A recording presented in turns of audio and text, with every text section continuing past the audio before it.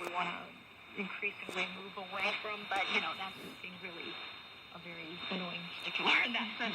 But I think having this hour as an annual event to raise awareness and also get people involved, in theory it's easy, just turn off your lights, right? But having seen when a whole city or a district decide to let's turn off the light for an hour and then you see pitch darkness, I think that message is also something that people can treat as a takeaway. And some people might say that, when you turn the electricity back on, that might even use up more energy.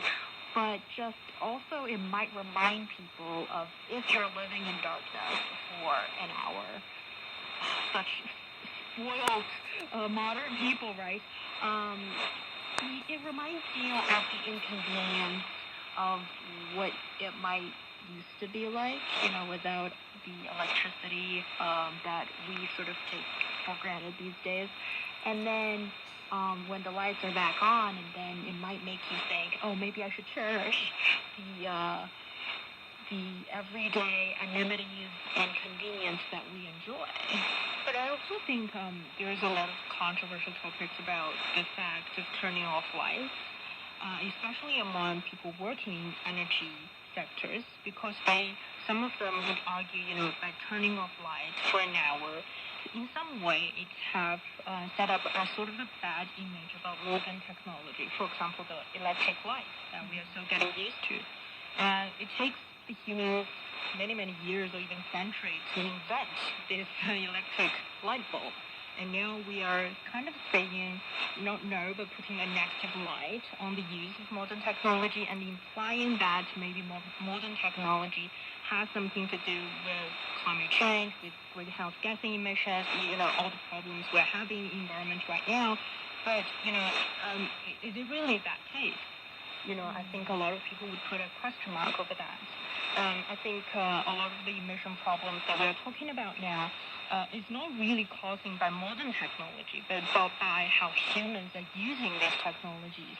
So it's still essentially two different topics here. So there's a lot of controversy about this, and I think also in awareness building, and I think over the years, the Earth Hour activity has been going on for over 10 years, and especially in recent years, at least in China, I don't think less and less people are starting to take part in it. Simply, I think because I think one of the reasons is that Earth Hour, the theme of Earth Hour is very vague.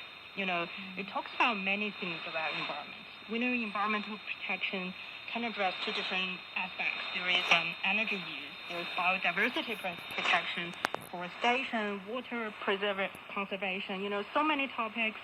And it's really difficult for people to, focusing on one of the problems by taking part in this Earth Hour activity.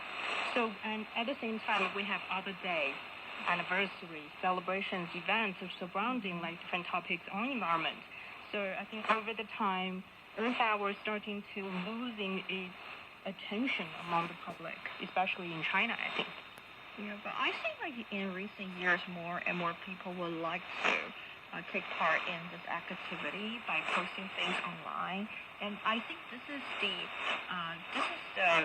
essence or the nature of having this kind of campaigns. You want to spread this vision as well as the proposal to people around the world, encourage them to take part into this initiative from the long run. Because another criticism of the Earth Hour is that some environmental